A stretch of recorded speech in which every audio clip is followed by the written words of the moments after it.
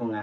இன்னைக்கு டிஷ்ஷுன்னு நம்ம சமைக்கிறது பார்த்தா, இந்த பாலக்கீரைன்னு சொல்லுவாங்க. அது கூட வந்து ப்ரொக்கோலியும் நான் எடுத்திருக்கேன். வெயிட் அண்ட் கிராம் வந்து எல்லாமே நான் டிஸ்கிரிப்ஷனில் கொடுத்துருக்கேன். நீங்கள் டிஸ்கிரிப்ஷனில் போய்ட்டு நீங்கள் பார்த்துக்கலாம்.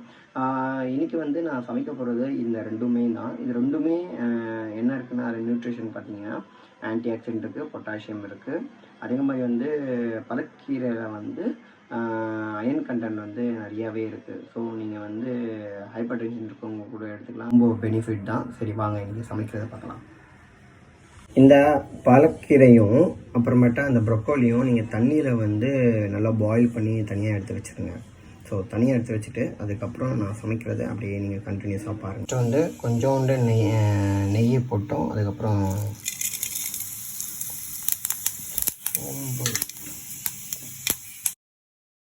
இது வந்து தக்காளி, வெங்காயம், பச்சை மிளகா, அதுக்கப்புறம் வந்து கொத்தமல்லி கொஞ்சோண்டு, அதுக்கப்புறம் வந்து ஒரு பச்சை மிளகா வந்து போட்டிருக்கேன்.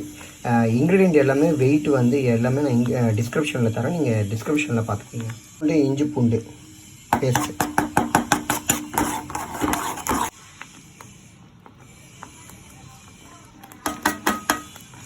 கீரை, அப்புறமேட்டு ப்ரொக்கோலியை வந்து நம்ம வந்து மிக்ஸில் அரைச்சி வச்சுருந்தோம். அதை அங்கே அப்படியே இதில் வந்து மிக்ஸ் பண்ணணும்.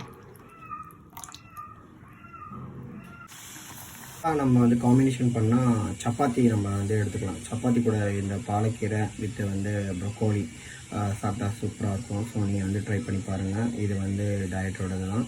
இது நீங்கள் வந்து சாப்பிட்லாம். அடுத்த வீடியோவில் பாருங்கள். பாய்.